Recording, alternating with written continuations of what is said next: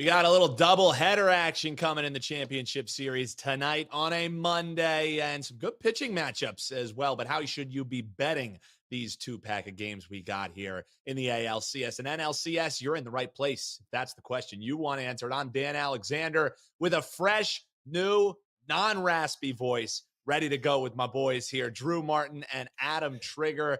And hopefully I keep that voice. And that's up to the Phillies, I guess, tonight, boys. It's Half Price Monday. We'll get into that. But first, make sure you hit that like button and hit that little bell for it. We greatly appreciate it here, and it helps us bring you the shows that you know and love here on WagerTalk TV.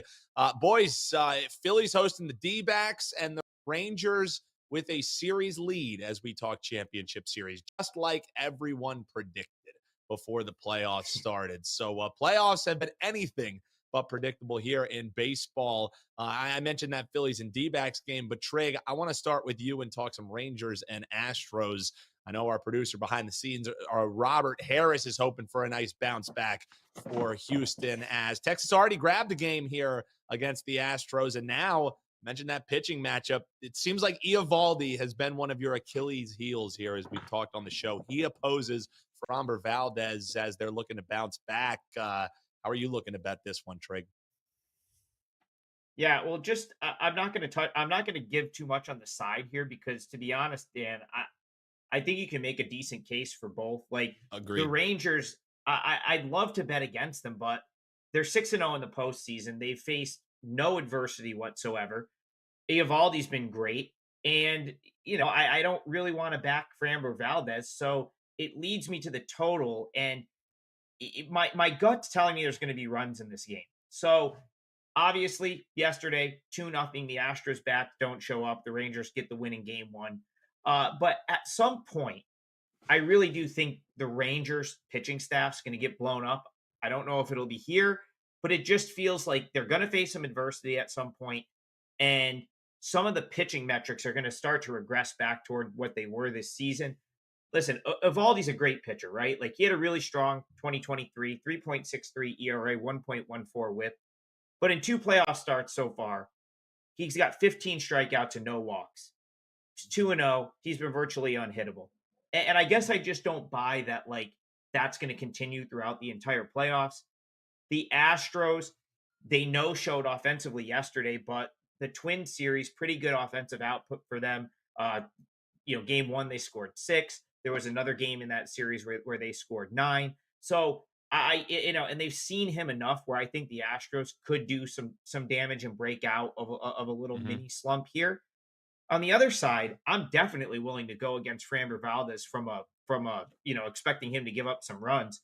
Since he threw a no-hitter on August 1st, he's got a 4.68 ERA across 11 starts. And he's got a 4.32 ERA against the Rangers this season, who, again, I keep going back to, like, they can do no wrong at this point. And so they didn't really put up a huge offensive game yesterday, but the bats were going enough to score a couple. And I'd kind of be surprised if they just get completely shut down here. The Rangers bullpen, though, is where I think I might get the over in this one, Dan. This was a team that rated out bottom 10 in bullpen metrics for a lot of the season, a 1.68 ERA so far in the playoffs. But again, they've been playing from a position of strength almost the entire time. They've led virtually the whole playoffs. At some point, they're going to get behind. It's probably going to happen in a road game. And that's where I could see, a big inning or two coming.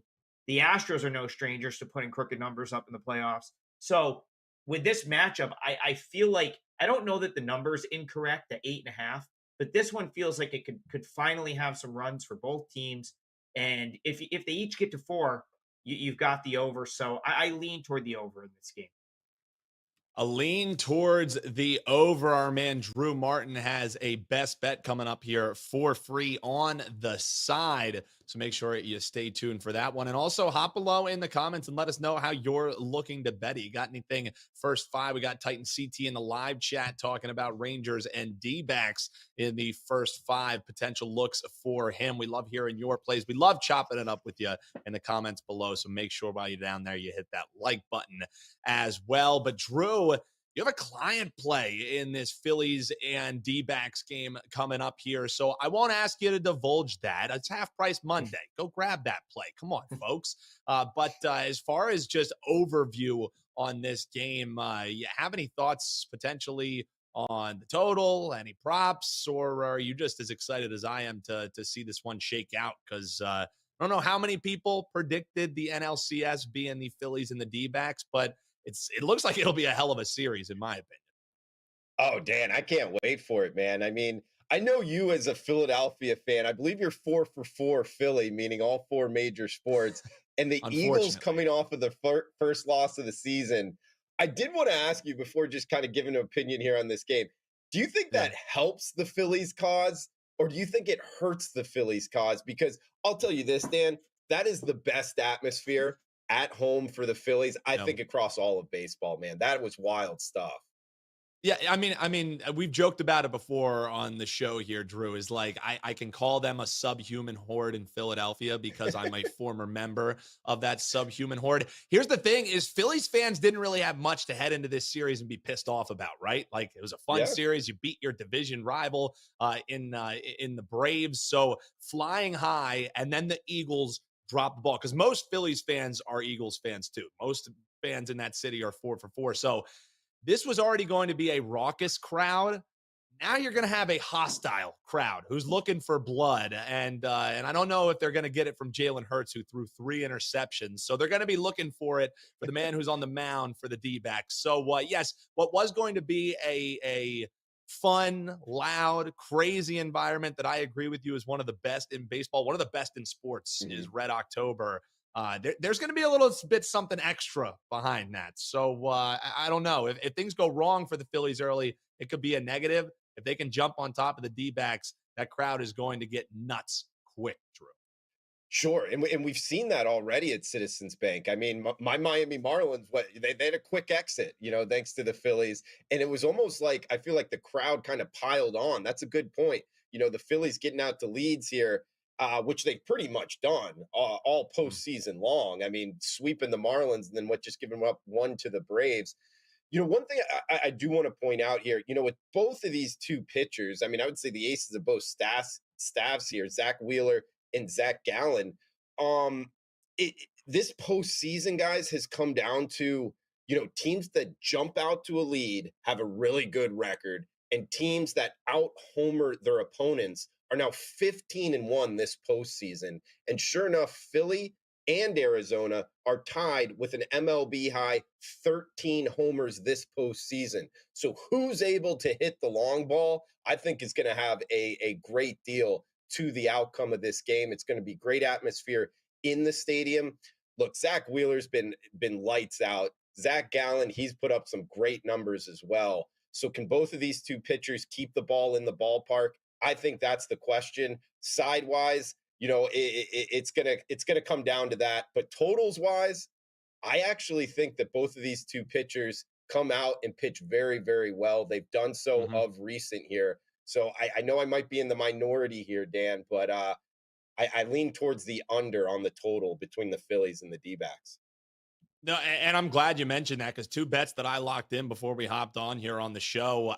I do think that the pitching maybe has a little bit of an edge with the bit of a layover that the teams had here as well, and two strong pitchers on the mound. I bet the Nerfy, the no-run first inning, and I Mm. also bet the under in the first 5. I was able to get it 4 and at minus 110. So I'm really relying on this starting pitching early, so I could have two losing bets or I could have some pitchers doing a little bit of something for me. Wheeler looked pretty damn good last time out. What do you think about the host here? Nerfy and under in the first 5. Square play, you're riding with it. Hop below in the comments and let me know. I don't drop plays often on this show, guy. And usually when I do, it doesn't go too well. So, so we'll see if I can get off the snide.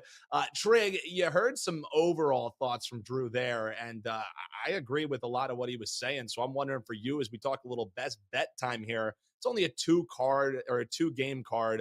So let's be real, folks. If it's not a client play, it's not a pull the rubber band off kind of play for these guys. But as far as the best bet goes, you also seem like you're riding a little Red October vibes. What do we think? Yeah, so no client play for me in Major League Baseball tonight, but my best bet for the show and my best bet of side or total in either of these two games is going to be the Phillies on the money line. So this is the first time for these two. Like, I don't think momentum really is a thing in this series anymore. Like, both teams are playing extremely well. Arizona is yet to lose a game in the postseason. They've outscored their opponents 30-11. The Phillies are 5-1 in the playoffs. They've outscored their opponents 31-10. So the dynamic of, okay, well, this team sat around while the other team played is now gone. They both had a couple days, and I think I think you can sort of take that out of it at this point. You're probably going to get like a top effort from both teams. Now, the Phillies at home in the playoffs, 26-11. It's the best home record in postseason history in a certain venue, in a venue for more than 20 games. So, that's certainly something of note here, that they've been absolutely lights out in the playoffs at home, and typically doing it in a fashion where, they're hitting home runs, and they're almost like bludgeoning their opponent, to, for lack of a better term, which I think could potentially play here. Zach Gallen has handed me two losses in this postseason already. I've talked about his hard hit rate being up toward the end of September and wanting to go against him in this postseason. And I've obviously didn't have very good success doing it, but in both cases, I sort of feel like I was shortchanged a little bit. Like, the Brewers had a lead on him. He ended up getting out of an inning on a double play ball that was absolutely smoked back up the middle. It was like a look what I found type double play that he made a play on, and he still had to spin, fire a dart to second base. I've seen pitchers throw that into center field a million times, and turn an inning-ending double play with bases loaded. Where if he doesn't do that, the Brewers are up a minimum of 3-0, and if that gets into center field, that game's blown open. Last time out against the Dodgers, his stuff was okay. I would actually say it was better than his start against the Brewers, but man, the Dodgers had uncompetitive, just not competitive at bats in that series. I feel like they really just collectively as a team had a terrible approach that whole series and didn't hit, and he still gave up a couple runs there. So good stuff for him against the Dodgers last time out, but hardly dominant. Zach Wheeler has been pretty close to dominant. 8 postseason starts, 2.59 ERA. His 0.72 postseason whip is number one in the history of Major League Baseball for a pitcher with at least 40 postseason innings pitched. And, I've heard a lot about the Diamondbacks and how great their bullpen was in the playoffs so far, but the Phillies lead the teams that are still left in the postseason with a 1.45 bullpen ERA. So I think finally we see Arizona maybe come back to earth a little bit here. Really tough road trip to Philly. They're not sort of in this role like that they were in the last series, where they were kind of the hot team and the Dodgers were kind of rolling in cold. And so for that reason, I think the Phillies get it done in game one here. I just think they're a superior team. Arizona's got a lot of potential, but in my opinion, this team is probably a year or two away from being a real World Series contender. So I'll tip my cap that they've even made it this far. But I like the Phillies in this series, and I like the Phillies to win game one. That's Adam Trigger giving his thoughts there on game one. And also, if you were listening, a little thoughts on the series as well. You agree or disagree, hop below in the comments and let us know. And Adam Trigger, you can check him out over at WagerTalk.com. And I just put in my potential early access for getting some NCAA Final Four tickets. And it's making me think about some basketball that's right around the corner. That's right, college basketball, one of the best college basketball handicappers you will find anywhere is that man, Adam Trigger. So it's not too early to go over to his page and check out the special that he has if you want to ride with his profitable season that is college basketball. Check that out over at Wager Talk. And also, while you're there, make sure you check out Half Price Monday. You mentioned Drew has a best bet in the Phillies game going tonight that you can check out over at his page and get half price on that. Or you can ride with the man for 30 days. Get all access, NFL, college football, Major League Baseball, any release that Drew drops, you can take $100 off using code OFF100. That's OFF100 over at Drew Martin's page, WT.buzz/DM. Don't worry, folks. He's also got a free best bet coming for you here. Let's go back to Rangers and Astros. What are we betting in this one, Drew? Yeah, the Lone Star State Showdown, Dan. And I'll tell you, baseball, as you know, probably a lot of the listeners know, it's a game of streaks. You want to be betting the hot hand type sport. At least that's where I've had success. And sure enough, the Texas Rangers still have not lost this postseason. I'm riding the Rangers here, guys. We get them at a plus price as well. So we get the hot streak and we get a hot pitcher on the hill. Nathan Eovaldi. He read some of the he has 15 strikeouts and 0 walks in his 2 starts. So 15-0. He's right around the plate. I love pitchers that are hot, not walking people either. That is exactly what Eovaldi is doing. By the way, guys, he's from Houston. He went to the same high school as Nolan Ryan. Kind of fun fact here. And he's up against Valdez going for the Astros. And Valdez, if you remember, on August 1st, he threw a no-hitter. But since that time in early August, his numbers aren't actually that great, guys. He's 3-5 with a 4.7 ERA, giving up 35 earned runs and 67 innings pitched. So I don't know. Maybe there's something to that. He's getting overpriced in the market, throwing that no-no. And now since then, he's definitely not the hotter pitcher in this matchup. So talking about riding the team at a plus price here, guys, in the Rangers, haven't lost a game this postseason. We get Eovaldi on the hill. Give me the Texas Rangers here, Dan.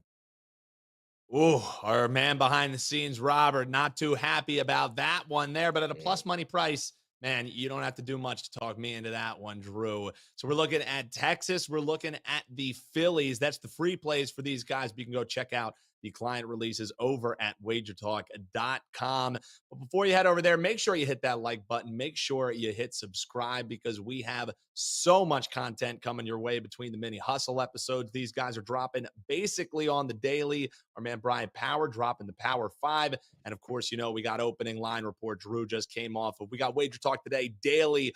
All the shows you love to bet all the sports you love. We got it right here at Wager Talk TV. Big thanks to Trig. Big thanks to Drew Martin. I've been Dan Alexander, and we'll see you tomorrow, hopefully, with some more money in our pocket. Best of luck, folks.